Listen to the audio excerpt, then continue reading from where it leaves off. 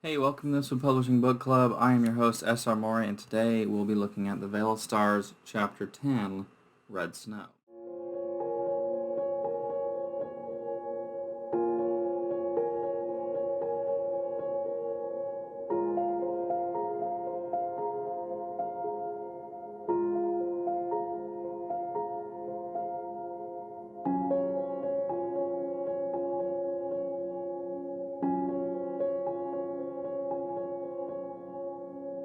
This is one of my favorite chapters because it is when Narbed gets his famous twin axes, which are a part of his sigil.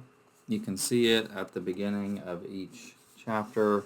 You can see the sigil, although I would have preferred it to be a little bit darker, but you can see it, barely, but you can see it. And it's kind of, very synonymous with the character. I mean, that's his trademark. Those are his trademark weapons, and they're made of the same metal that his father's sword is made of. And we were given more lore with that as Narbed explains it to Talia, and kind of goes through his evidence of why he thinks it is actually this ancient ore that was used by the orcs in the Crimson War, because it had certain properties which kind of mirror orcs, not just the skin color and the color of the metal, but also that it is extremely strong, but also kind of hard. It's not very malleable, so it kind of gives it a crude look, just like orcs. And so I wanted to make, in Lord of the Rings and in most fantasy, there's some kind of mithril equivalent, which I do have in Aramithal, but I also wanted there to be another ore which complemented, Geisu's greatest warriors, his soldiers to fight the darkness, that he would have given them to make weapons out of that kind of reflected their more savage and crude appearance. So the metal not being as malleable but actually being stronger than Aramithal is kind of another take on, an extra metal that doesn't exist in our world, and I really like it. So it's kind of like a looks can be deceiving kind of metal, a lot like the orcs in my books. The metal and the orcs, they definitely belong together, is basically what I'm saying. And so, the chapter starts kind of with the battle that was instigated at the end of the previous chapter. And, Narbed saves Talia's life. And this chapter is also, it's kind of meant to show and give Talia's perspective in that she's finally kind of getting hints of what she wanted. At the beginning of kind of meeting her character, we find out, what's important to her and kind of what she wants in life. And maybe she didn't really think of Narbed as even a slight possibility of ever fulfilling that, but she's starting to kind of piece together the pieces, puzzle together the pieces. That's the expression? I don't know. Anyway, she's starting to realize maybe this is who Grohl was talking about when he said that there were going to be other companions, and my role in handling those other companions is very vital. She kind of is starting to see her identity, and she's starting to think, well, maybe this orc is worth more than just my pity. He does save her life here, rather valiantly so. And so I kind of consider this chapter the real beginning of their friendship. So I don't know. It's a really important chapter. I really, really do like it. And I always like writing battles. Every editor I've ever had, including a professional editor, has always said that, is always blown away by the battle scenes and the sensory information that is communicated in those scenes, which makes it all the more, real. So we end up they end up fleeing because of an avalanche. I don't know, avocado avalanche. I somehow mix those words together. And so they kind of flee from that area, and now they're kind of out and about, kind of vulnerable, and so that's when we have Narbad and Talia's like conversation of, him kind of, their friendship kind of budding, and by the end of it, Talia is saying, Grohl had mentioned that future members would be joining their group, and that her part in all of it was vital. Was Narbad one of those who was supposed to join? He hadn't willingly enlisted, but Talia didn't think that mattered. Certainly, Talia was glad he joined, and she felt something when he spoke to her, but she did not know what. He saved me, a hero who came to my defense when no one else could. I wish I had that confidence and ability, his bravery. It is like in the old stories grandmother used to read to Ruth and me. Has Jesus sent me a star in the night? Or is it the other way around? Maybe. I still don't understand my part in all of this. But she's kind of really starting to piece it together. It's really the kind of the beginning of her kind of seeing her place in the world and seeing, well, maybe I'm not totally useless. Maybe there is a reason that I'm here. Maybe Grohl didn't make a mistake. And I don't know. I think it's a pretty big...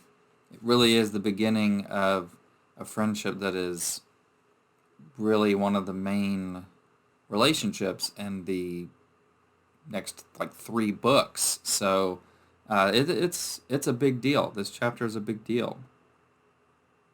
And she kind of takes upon herself to be better. Talia wanted to be brave, strong, and kind like Narbad. I have to be better. I have to be on guard. So she wants to improve. She sees that she's kind of finally made a connection with this orc slave, and that maybe there's a real friendship that can bud from there. And maybe they can help each other in really non-selfish ways. So in the last section of the book, we are introduced to another storyline, which was not a part of the original book. In fact, up until pretty soon before the book, I started writing the book, there wasn't going to be it was just going to be the Narbad storyline. There wasn't going to be a Hale storyline. Like, we just would know that he was in prison.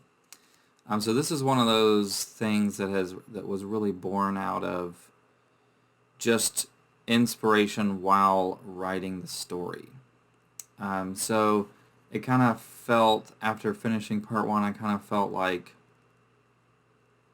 I needed to do something with Narbad's father, that I couldn't just like leave him there, and that I could use that as a whole nother arc, and it would give us a nice little break from the Narbad stuff. Every once in a while it's nice to get a refresher of point of view, and it kind of continues on into the other books, and eventually maybe they come together again, maybe not, but at any rate, this wasn't originally part of the plan, but I think that this is a pretty cool reintroduction to the character, kind of check up on him.